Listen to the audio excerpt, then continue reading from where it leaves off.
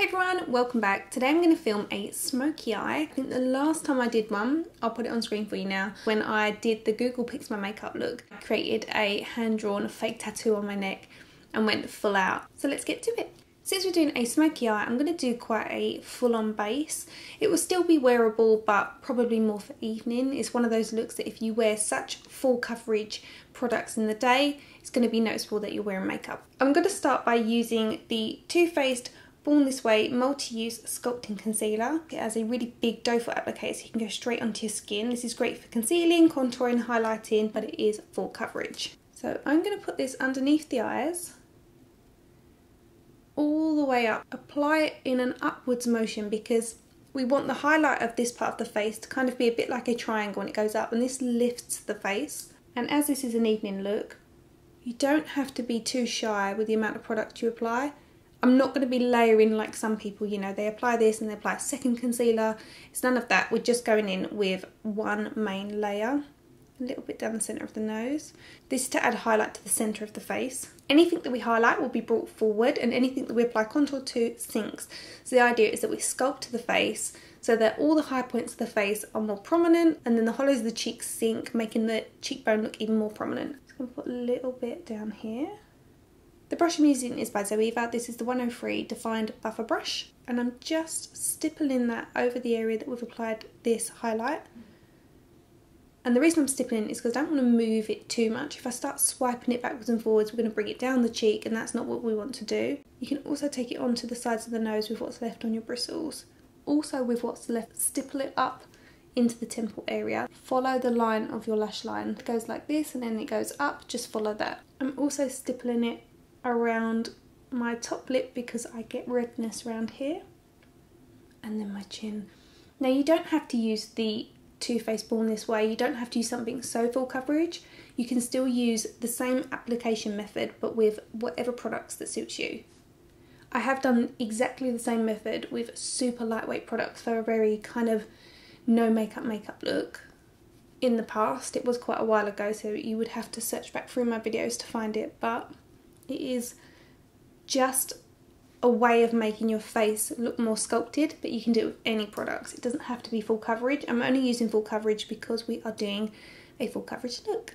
Then I'm going in with this Sunset palette by Hourglass, and this has 3 colours in it, and this is a trio. It has bronzer, blush and a highlighter in it. I'm going to take the bronzer shade and I'm going to use that to contour. The brush I'm going to use is this one by MAC. It's a duo fibre brush and it's the MAC 130, and I think it's the short duo fibre brush. I will link it below for you. So I'm just popping this into hollows, a little bit into the temple, because again you can see sink in this area, and this area makes this part look more prominent, so when it's blended it's a illusion that your face is more sculpted than it actually is. Around the hairline, and then I'm also going to pop a small amount down the sides of my nose. Going back in with the same brush that we used to blend out our highlighter, I'm stippling over this to start blending it in. Now this doesn't have to be super duper blended because we're going to be going over this with foundation, so everything's going to look so much softer. But don't worry if you think it looks quite orange or it's too intense, because again everything will look softer once you've got your foundation on. Stipple over the temple area and then up into the hairline. Recently I've been using the Tarte palette to do this. I like that one because it's a little bit cooler. So if you're not so much a fan of a warmer shade around the circumference of your face, then you can use a cooler shade. If it is cooler, keep it quite tight in the hollows of the cheeks, because otherwise it will start to look more muddy rather than kind of bronzed. If you want it as a bronzer, which I tend to do, is take it a little bit higher. And in a previous video, which again I'll put on screen for you now, I usually do this with a warmer tone with tiny little dots a little bit higher in the area that we would normally bronze.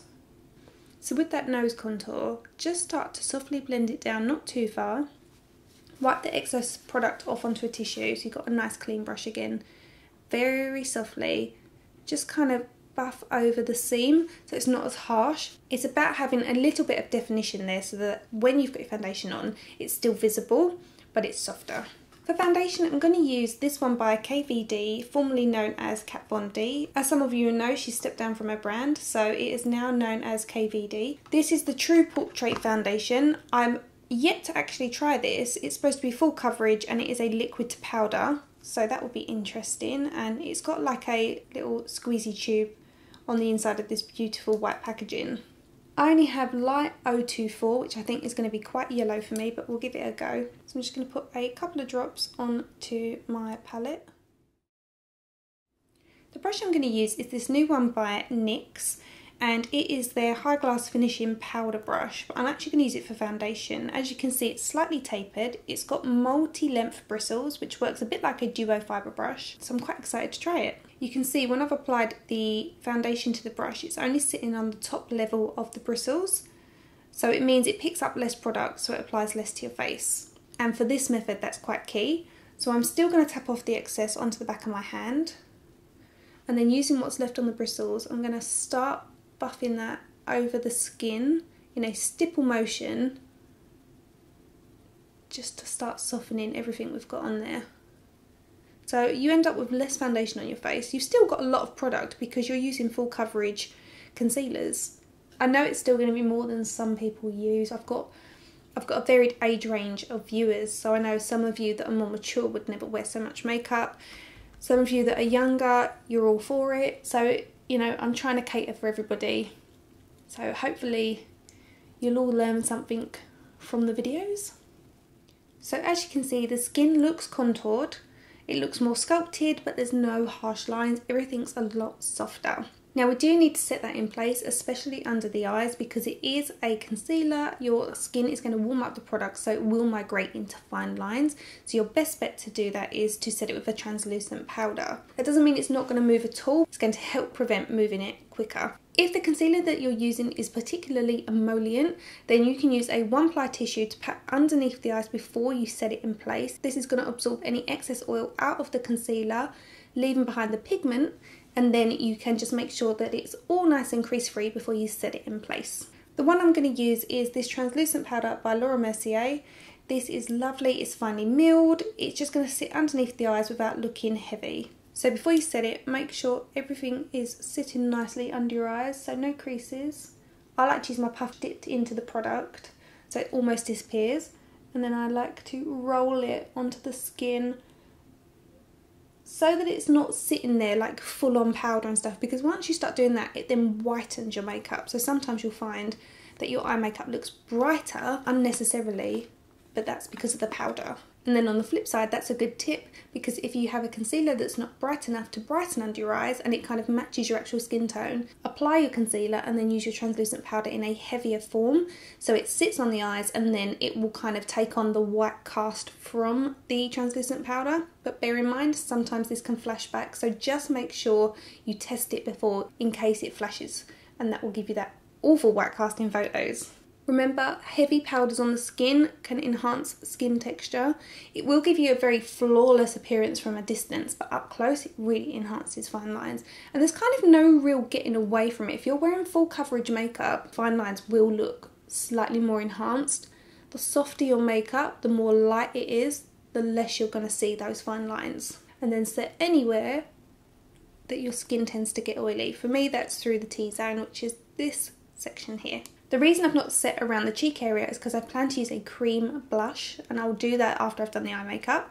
If you would like this to be a completely cool look, then avoid using the bronzer. I'm going with a bronzer because initially I thought I was going to do a smoky eye where I wanted that warm base. However, I decided to change it at the last minute. So this is the Too Faced bronzer, and I started with this through the socket line, fading it up towards the eyebrow bone but not taking it as high.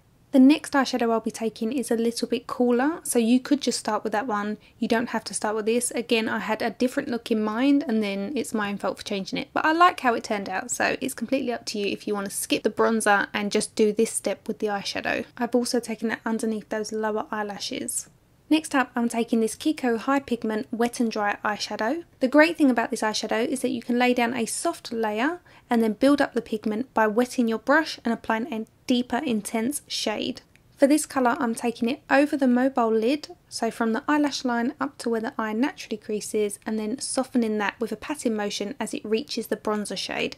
But again, you could just take this colour all over the eyelid and then fade it up towards the eyebrow bone.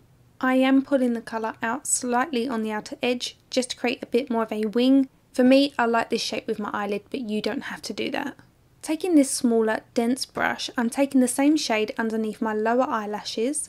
We're going to fade this down slightly because we will apply another colour over the top of this, but closer to the root of the eyelash. And as this isn't too intense, you can afford to take it down without making your eyes look too dark. Going back in with my original brush and a tiny amount of the bronzer just to fuse those colours together nicely. Taking my favourite black kohl pencil, which is by ZOEVA, I'm running this along my waterline and also tightlining with this. Now, a really good tip when you're using any kohl pencil along your waterline to make it last is to apply one layer, allow it to dry and then reapply it again. I'm dampening my Swish eyeliner brush by Anastasia Beverly Hills, and then I'm dipping it into the brown high pigment eyeshadow. So now it's just a little bit more intense, and I'm using this to create a winged eyeliner. Originally this was for the first look that I was creating, however it still works really well as a guideline for applying your metallic grey eyeshadow. The one I picked up is the Giorgio Armani Eye Tint in number 7, and as you can see it's a metallic grey. It does have a very subtle kind of purple undertone, but on this particular eye look it doesn't look like that. From a distance it actually gives off more of a blue effect.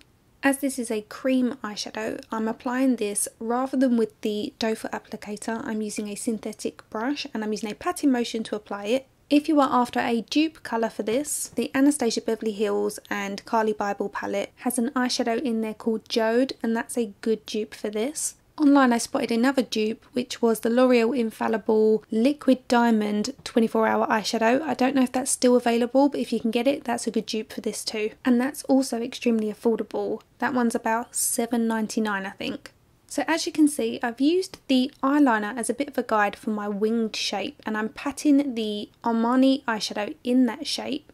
And we're fading that colour up by using only what's left on the bristles as we approach the eye socket. In the actual eye socket, I went in with a very tiny amount of the KIKO eyeshadows just to fade them together a little bit more before curling my eyelashes with my Kevyn Aucoin curler, and then I'm coating my eyelashes in the YSL eyelash primer before applying some of the Bad Girl Bang by Benefit, which I absolutely love and usually forget how much I like it. As we're not applying eyelashes, the primer is what gives us the volume. My eyes are a bit red because I just swallowed some water and it went down the wrong hole, so I had a bit of a coughing fit. I finished my eye makeup, not intentionally how it was going to go because I had the intention of doing more of a smoky black, but I spotted the Giorgio Armani Eye Tint in number 7 and I loved it and thought actually I've not used that before. So I don't mind mixing cool shades and warm shades. The only thing you might find is that when you do warm with cool, it kind of affects the appearance of the colour. So this looks more like a blue, whereas it's more of a taupey grey shade. So if you did it with cool browns, it will look more grey. Paired with the warm, it gives it a bit of a blue tint, and I don't mind that, I quite like it. No eyelashes today, just my natural lashes with a little bit of the primer by YSL. It makes them look a lot fuller. I'm going to use the peach blush from the Hourglass palette. As you know, I'm really big on cream blushes at the moment. And this is kind of neutral, which I like, so it will go with both the warm and cool tones. So I'm going to pop that onto the cheek. This is a lot softer than the Nude Sticks shades. They're a bit more pigmented, but I quite like that. So this one you can just layer as much as you need, but I only need a very soft amount because we've got quite a bit going on the eyes. Having the eyeshadow look a little bit blue, it is quite 80s to pair it with something that's a little bit opposite. So the bluey tones might make the blush look a bit pinkier. It all kind of works quite nicely. So now I need to choose a lip. I'm going to try this Pixie by Petra Bare Beauty. I don't know if it's a lip gloss or a lipstick or like a liquid lip. Might be a bit dark. Oh no, it's quite nice. Got like a little tear-shaped applicator, which is nice. So that's a liquid lip. That works quite well. So that's Bare Beauty. And that completes today's tutorial. I hope you've enjoyed it. It's a bit of an impromptu one because I had an idea of what I wanted to create, only I decided to change it as I was doing it. But I'm still really happy with the results. I like it. It's a bit different. It's nice just to have a play with products and see what we end up with. What do you guys think? Would you wear it? Do you like it? What do you want to see more of? Leave it in the comment section below. Don't forget, everything I've used will be listed and linked in the description bar for you. As always, please subscribe if you haven't already done so. Don't forget to follow me outside of YouTube on my social handles. That's where I post kind of new products that I receive, and there you can see what they look like swatched. You can request to see them in a tutorial. So yeah, come on over to Show Me Makeup on Instagram and give me a follow. If you missed last week's tutorial, it will be on screen for you now. And I will see you next week. Bye!